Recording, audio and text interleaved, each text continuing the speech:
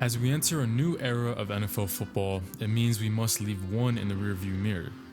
The 2020s have already seen some incredible seasons and budding talent, but to truly appreciate where football is heading, we must keep in mind where it came from. It's amazing to think we're already 3 years removed from the 2010s. This was a memorable decade to be a football fan, including an influx of young, energizing wide receivers, ageless wonders lining up under center, and some timeless Super Bowls to boot. The 2010s of the NFL will live on in immortality, but I haven't yet mentioned a franchise that played a premier role in chiseling the decade. The Seattle Seahawks were at the forefront of the NFL landscape for years throughout this time frame, starting with a tooth-and-nail run game led by bell cow back Marshawn Lynch, who ended up scoring a spot on the NFL's All-Decade team. A star-studded defense that trademarked the Legion of Boom handle due to playing at an intensity and moxie not seen since the 1990s. And of course, the signal caller that had an unlikely yet seamless rise to glory, Russell Wilson. The former third-round pick, very undersized, yet he transformed into a top 5 quarterback of the decade. In 10 seasons, he won 104 games under head coach Pete Carroll, tossing nearly 300 touchdowns, and rose the Lombardi Trophy in Super Bowl 48. We're now 8 years removed from the first and only Super Bowl ring in Seahawks history, and this franchise has started to fall apart. Marshawn Lynch's career ended in his hometown after being traded in 2017. The Legion of Boom was slowly torn apart piece by piece, mostly due to an aging core and the finances growing tighter, and it's recently culminated in the last remnant, perennial all-star linebacker Bobby Wagner putting pen to pad with division rival LA Rams on a 5-year deal following his release from Seattle. And finally, Russell Wilson finds himself playing in new treads for the first time in 2023, and not long after, reports started flooding in from teammates on how the trade was unavoidable, how the former Walter Payton Man of the Year checked out mid-season. For the first time since 2009, the Seattle Seahawks are missing a direction, roster cohesion, and strategy. And for the first time since the 2000s, the Seahawks find themselves in rebuild mode. This is where you and I come in. This is where we retool the rebuilding Seahawks piece by piece in an effort to return them to their former glory. Every piece of the championship team has moved on at this point, which means it's time to sculpt our own core of players for the NFL draft and free agency, and watch from the press box on Sundays to cheer them on. This is my Madden 23 GM Rebuild featuring the Seattle Seahawks, and I hope you join me on this journey. A new era of Seahawks football is now underway. Welcome everyone to the newest series on the channel. I present to you my Seahawks Madden 23 GM Rebuild. If you're not familiar with a GM Rebuild, I got the idea from Mr. Hurricane, one of my big inspirations for YouTube, and his channel will be linked down below. It's basically a normal franchise controlling every decision in the draft and free agency, but instead of playing the games ourselves, we're going to be watching from the sidelines on game day to see the players we've pieced together in action. This puts a refreshing spin on the normal franchise mode, as I did something like this back on Madden 22 by myself off the camera with the Detroit Lions, and even though 22 was another disappointing Madden, I still had a blast doing this, man. It was the main reason I wanted to bring a series in the same format to you guys. On top of that, Madden 23 looks like an improved game with some new franchise features that should add some challenges in this series for us and some depth as well moving forward. So since we're the new GM of the Seattle Seahawks, our first step towards a new identity will be to hire a new coach. Pete Carroll's now 70 years old, and he looks pretty good for 70, but I think after losing Wilson and company, a fresh new face on the sidelines is exactly what the doctor ordered.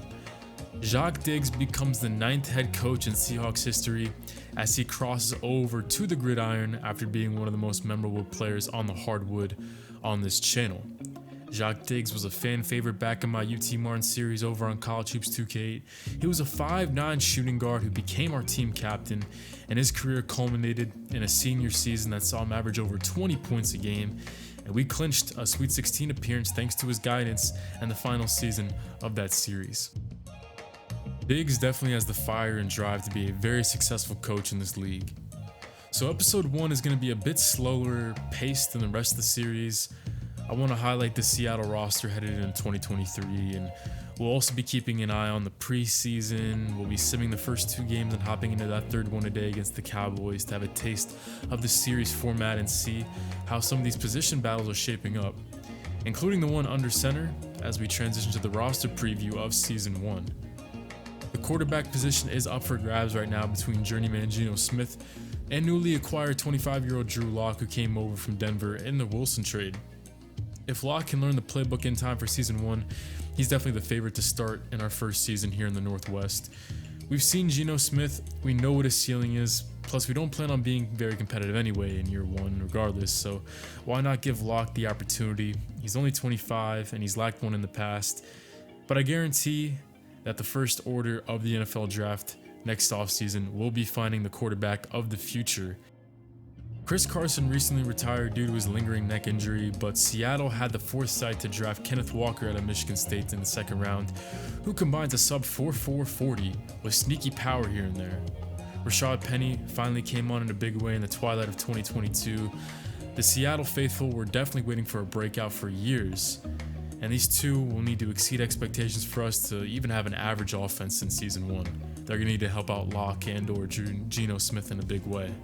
The receiving core has been a strength for Seattle for years now, and 2023 looks to be no exception. Tyler Lockett has been curving out a nice little career in Seattle and recently signed a backloaded 4-year extension after 3 consecutive 1,000-yard seasons. And who can forget about DK Metcalf, who's proved a lot of people wrong in his career, snagging 29 TDs in 3 professional seasons. And like Lockett, Metcalf also re-upped for 4 years in Seattle, so they're both on lock until 2025.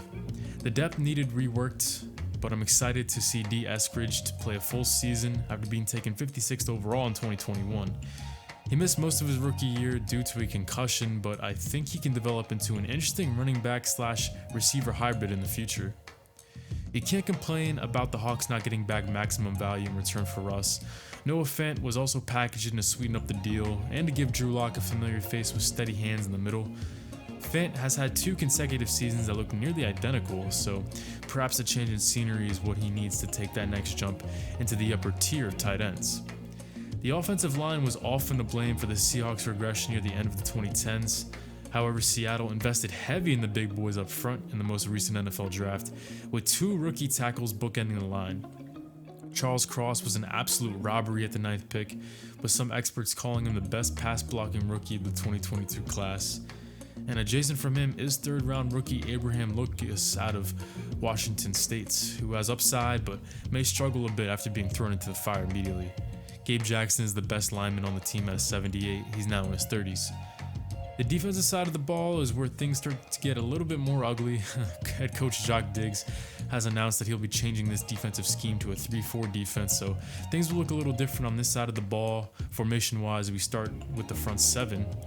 Seattle actually finished 17th, so around league average, in rushing yards allowed last season, and that's in large part due to Poona Ford, who's quietly become a solid run stopper. And joining Ford this season is veteran end Shelby Harris, who is also in the Russell Wilson trade. However, he and nose tackle Al Woods' days are numbered, with both guys over 30 years of age now. However, Woods does have the mentor player tag, a new addition to Madden 23, so perhaps some incentive to keep him around. No more Bobby Wagner means more pressure on Jordan Brooks to build off his sophomore season, where we saw the former Red Raider deflect 5 passes and lead the club in tackles. Uchenna Nwosu was a very sneaky pickup that I'm personally in love with from the Chargers. I thought he was always all over the field back in LA, and he's a free agency pickup that should add some electricity to a thin linebacking core for sure. And someone who I think will fit very well in the new 3-4 look is 2nd-round rookie Boy Mafe out of Minnesota, as the former Golden Gopher is a 6'4", 257-pound freak athlete, and just because of his athletic traits, I think he has breakout potential from the first snap of his NFL career. I think he's going to be awesome off the edge in this 3-4 defense. The secondary is where the bad kind of turns into ugly, as we break out the magnifying glass on a pass defense that allowed the 2nd most passing yards in the league a season ago. Sidney Jones at pole position on the cornerback depth chart to open up this series, and he's an average player if active, That's a big if, as Jones had 3 of his 5 NFL seasons cut short due to IR stints. Artie Burns our number 2 corner, so clearly this is a pressing need moving forward. Let's check out the safeties though, arguably the strongest position on file with Quandre Diggs, who's fresh off a 2021 campaign that saw the 7th-year pro snag 5 picks, tying Kevin Byard and Micah Hyde for second place among all safeties in interceptions on the year. He's on a contract until 2024. And last but not least, our highest rated defensive player, 26-year-old Jamal Adams, as Adams has been an elite player since stepping on an NFL field. However, he feels a bit overrated at times due to his lack of coverage ability and tendency to take plays off here and there. I think the possibilities with Adams in a 3-4 defense are endless though. You could have him in the box a lot, put him at nickel corner to keep him close to the line of scrimmage. The possibilities are really endless, as he is also set to make more than $24 million in 2024 and 2025 respectively. So that's the team preview all said and done. Now we're going to head into the preseason of season 1. We're not going to make the preseason as big of a focus in future seasons as we are in season 1, but we do have some position battles that we want to sit in and watch. These first 2 games against Pittsburgh and Chicago, we're going to be simulating, and then we'll hop in and watch week 3 of the preseason in Dallas. And as we sim forward, the first game is a loss to Pittsburgh, as Kenny Pickett had a field day in the 4th quarter, putting up 17 of the 31 points. We didn't even reach 300 yards gained as a team. As you see, Pickett, 3 scores and 203 yards in the game. And this will be the quarterback battle that we're watching. We're still not sure whether between Drew Lock or Gino Smith, who will be playing week 1 against the Broncos. You see Drew Lock got the start, but Gino Smith got the bulk of the playing time. I'll be switching them up each game for game 1, 2, and 3. So at the end of the preseason, we should have a split amount of volume for both guys. And the same could be said for Kenneth Walker and Rashad Penny, who both struggled here in this Pittsburgh game. But D. Eskridge, I'm really big on him. I think he can be a very sleepy first season breakout star, and here he is as our top receiver in the first game of the preseason. And moving on, see TJ Watt, 2 sacks in only a quarter. Quentin Jefferson, our rotational end, he picks up 1 as well. Interception for Miles Jack, and a couple tackles for losses across the board for us. So managing the roster now as we move into the Chicago game. This is what I was talking about before. We're going to Gino Smith have the start here in game 2 along with Kenneth Walker III, the rookie, just so we can balance out the volume for both guys at both positions, and we'll see how it treats us. But before we play against the Bears, we have an improved rookie storyline here. I haven't seen anything new from Madden 22, but let's take a look. So we're talking to our starting right guard, Gabe Jackson, who's actually our top overall lineman and our oldest lineman. He's a veteran for us, and he wants to help improve our first-round draft choice heading into this season, Charles Cross. He'll be starting at left tackle, and he has better pass blocking than run blocking, so I want Gabe Jackson to help Cross with his run blocking to become a more complete tackle. I think he has the potential to be an awesome lineman moving forward. And run block power or run block finesse, we're going to go with finesse for Charles Cross. So maybe some XP bonus. We'll take a look, and yep, 3 run block finesse for Charles Cross as we move forward. I just feel like being more nimble will help us in our scheme as well. So Rashad Penny is the first starter for that will receive an upgrade as we move along here. We're facing Chicago, and is it time to be concerned yet? Only 3 points total. Well, we actually almost had as many first downs as Chicago. I guess we just couldn't complete our drives. And they only really had 1 good quarter where they scored 17. 438 for the game between Justin Fields and Trevor Siemian. And Gino Smith and Drew Lock both eclipsed 100 yards passing. Gino Smith was more efficient than Lock, as Smith looks like he's been playing better football through the first 2 games. Neither of them scored a touchdown or turned the ball over. Kenneth Walker with a decent day on 4 touches. Rashad Penny once again struggled, 4 for 6. Darnell Mooney was the leading receiver with 2 scores. Tyler Lockett had a big first half. DK Metcalf for 44. And Fantz with a decent game as well. And this is where I think the difference in the ball game was Abraham Lucas. There's going to be some growing pains with 2 new rookie tackles, as Cross allowed a sack, Lucas allowed 3. And as you can see, Robert Quinn, the seasoned veteran, was all over the field along with Roquan Smith. Boye Mafe got one as well, our rookie that we took in the 3rd round. An edge rusher I'm very excited for in this new scheme. So Gabe Jackson has a bit of an update on Charles Cross and how that's going so far. Some room to grow, but he is learning the ropes. He's liking what he sees from Charles Cross, and he's going to continue schooling the rookie. So I love to see it. Team first guy there, Gabe Jackson. So we're finally going to get into some gameplay for the first time. We're heading to Dallas for the first preseason game and the first game, and hopefully a long series. Let's take a look.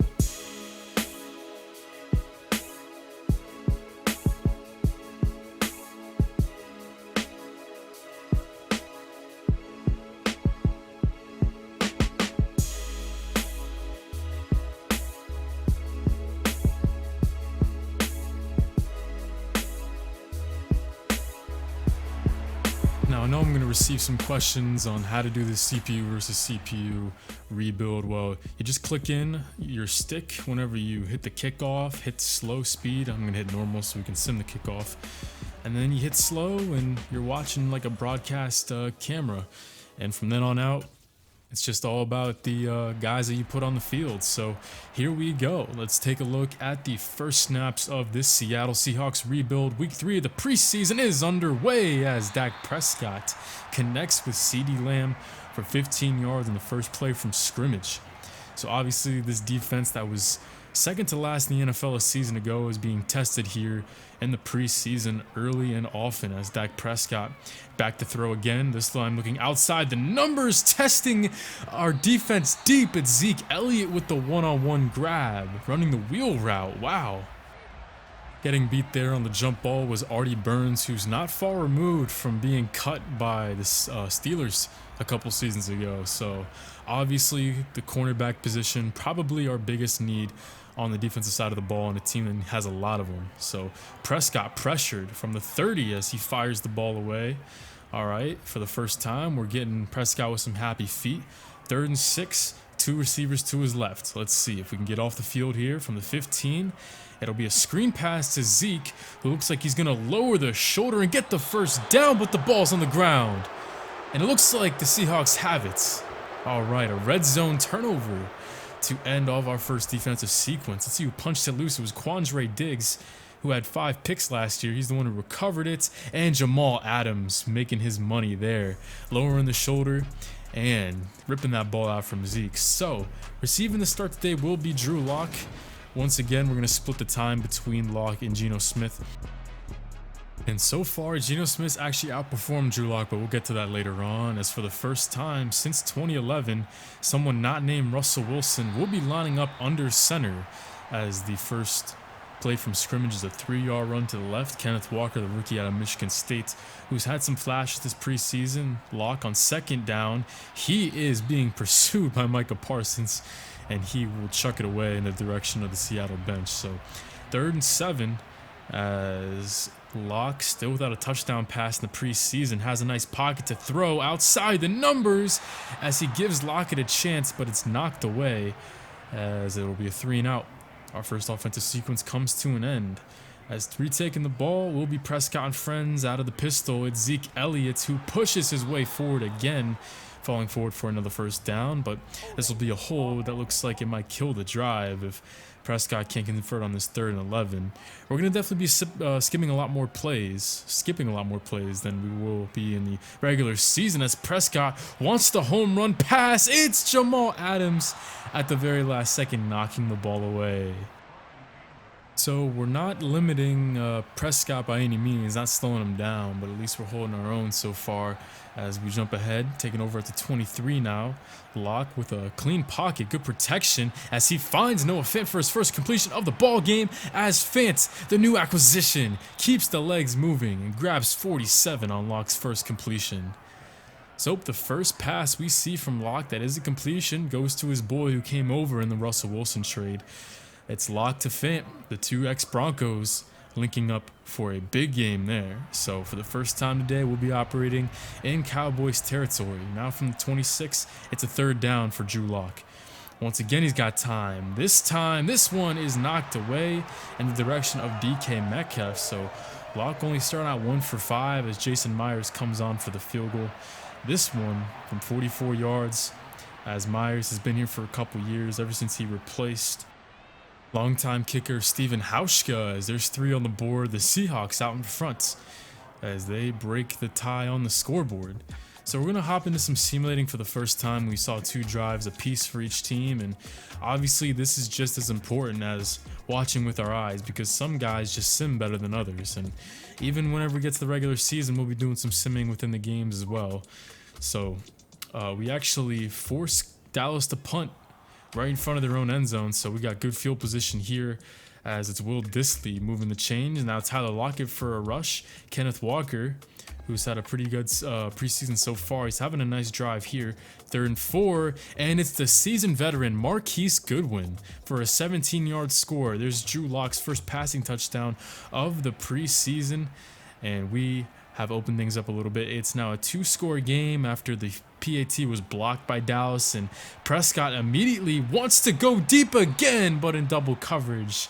This one is knocked away again, so Prescott continuing to try to air it out as he looks for his 14th passing attempt on the game, and once again, this time it's a shot down the left side. He has CeeDee Lamb, and he breaks away. 10-5 touchdown, Cowboys.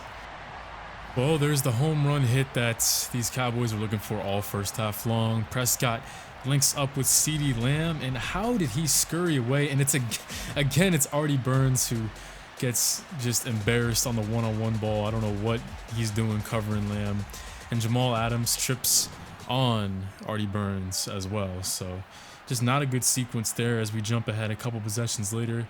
2 3 and outs back to back as we take over, and Drew Lock scrambles for nearly a first down. He has some improvising skills. Drew Lock so far through the first 2 games of the preseason, 16 for 25, 158 yards heading into this game, and now he has a passing touchdown as well. But he's trying to improve through the air as the give goes to Kenneth Walker, who is stopped shy of the markers. Now 3rd and 2. It's been a pretty non-existent run game so far here in the first half. 9 for 18 for Kenneth Walker in his start tonight. The give again goes to the rookie, and this one is bottled up by Micah Parsons, who makes another play now. 4th and 1, and will opt to kick it. So taking over after a nice punt return is Prescott, already in Seattle territory. But once again, I mean, we're not the only ones struggling on the ground. Zeke 8 for 25, definitely not an Elliott type performance so far. 2nd and 6 now, shotgun look for the Cowboys. It's Prescott, again, who has a clean pocket, and on the comeback route, it's CeeDee Lamb, who continues a very active week 3 here in the preseason. It's going to be interesting to see how long we see these starters staying for Dallas, as you guys are starting to get a taste of what this series is going to be like, and the beauty of a rebuild like this, where you have to be very strategic. It's not me controlling the players or you controlling the players, as here comes Jordan Brooks for his first sack of the contest. Very high hopes for him moving forward, especially no more Bobby Wagner. Brooks is going to have to mature pretty quick and play beyond his years moving forward. 3rd and 11, not much there as the Cowboys don't even try to contest on the first down marker. Nice job by our #1 corner heading into the season.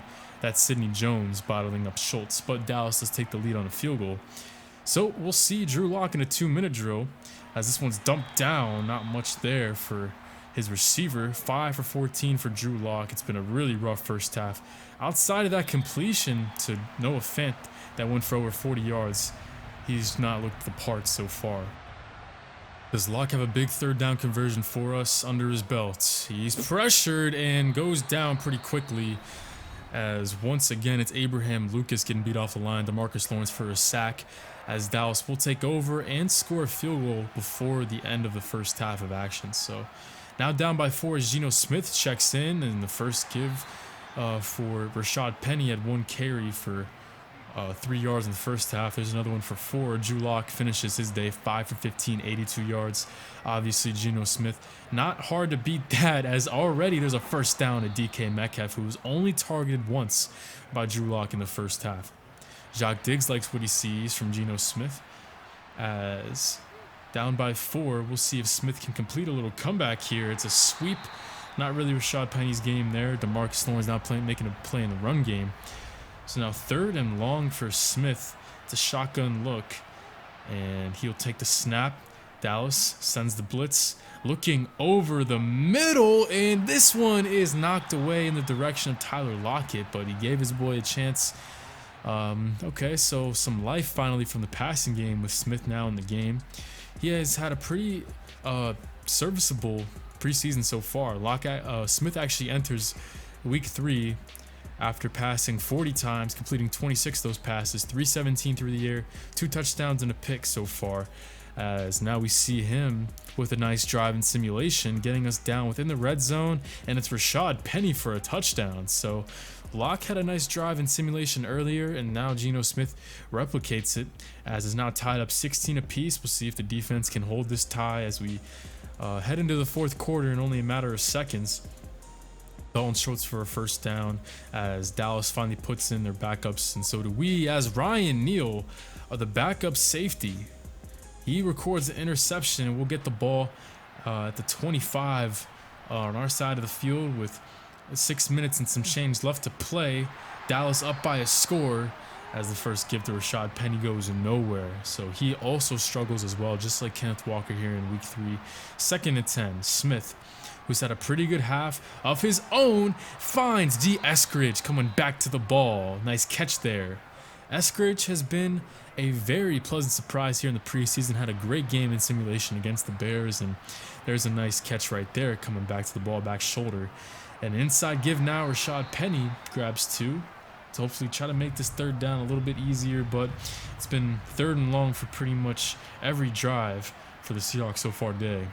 As Gino Smith, he's got time, dumps it underneath as Penny tries to turn up, but quickly is surrounded upon by the Dallas defense. So we're gonna have to hope our defense finds a stop here as things start to get pretty interesting here. Cooper Rush, he will be taking the snap here, and he's actually going to throw here on first down. This will stop the clock, though, as Rush, if you're curious, which I'm sure you're not, he's had a fourth quarter pretty much on par for every other quarterback who's played today, not named Dak Prescott. But here's a completion. This will get him up to 25, so 3rd and 4 now. Trying to get off the field, as it looks like the Cowboys will take this one into the 2-minute warning.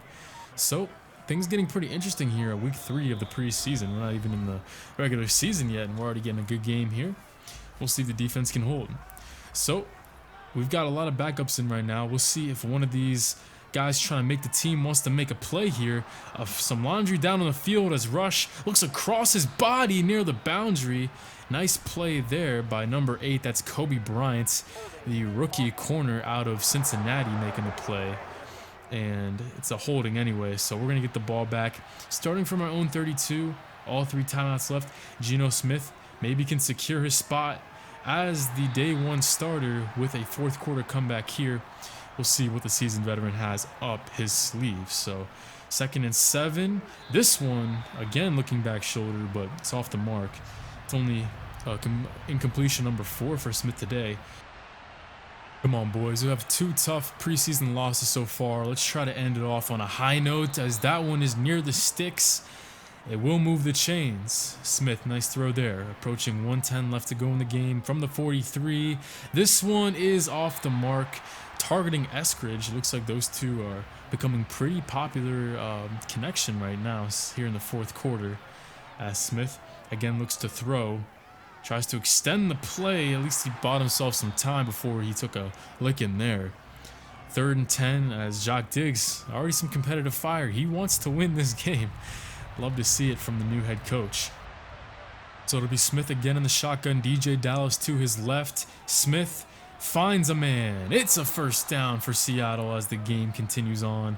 All 3 timeouts as we're now in Dallas territory. 44 seconds on the clock from the 42. Smith with some air under this one in the direction of nobody, though. Gino Smith, 31 years old, entering the season. This is his last chance at a starting gig, you'd think, in his career. So best believe he's trying to deliver the first preseason win of the season. But he's chopped down there. A bad sack as it's now 3rd and 22. And again, the offensive line has been an issue. That's already the 4th sack allowed. 32 seconds left now. Smith finds D. Eskridge for a big first down. 27 yards to take us to the 19. those two have been building a rapport tonight, definitely. So if Gino Smith gets the start, we might have our third receiver on lock already, as this one is dangerously thrown in the direction of two Dallas defenders as Smith is hit again. So 22 seconds left now. A timeout left that Diggs will keep in his back pocket. Two tight ends to Smith's left. He has time. The rush comes from up the middle. This one is once again just thrown to the wayside. 3rd and 10. 17 seconds left now. And 19 yards away from a tie ball game. Smith, he is sacked as he's thrown to the ground. Timeout, our final of the game. From the 31, it's a long shot, but let's see what the veteran has up his sleeve. 10 seconds to go, 4th and 22, back of the end zone. It's caught, but ruled out of bounds. Oh, man. D. Eskridge had a chance here. He made an awesome grab, one-on-one. It was a great throw by Smith, but you see his momentum just took his back foot slightly out of bounds. Oh, man, we were this close to forcing overtime, and I can't look at the stats because the game decided to crash. As I was looking at the replay, the game crashed twice during this first preseason game, so hopefully just something that gets fixed in a patch, but online franchise seems to crash a lot. It did in 22, so I hope that's an issue that just irons itself out. So I don't have the stats for the entire game for you as we lose and drop all 3 preseason games here in season 1, but I do have these stats. The quarterback battle, it seems like Gino Smith won it to me. What do you guys think? I'm very curious to hear what you guys have to say and who you want to see start week 1.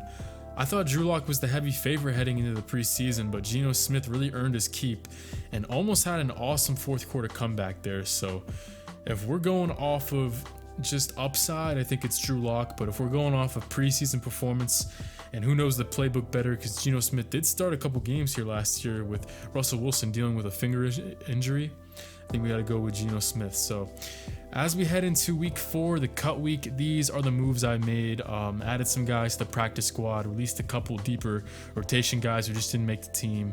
The only real noticeable one was cornerback Tariq Woolen, who played at UTSA last year. I believe he was a 7th round pick. He will join the practice squad.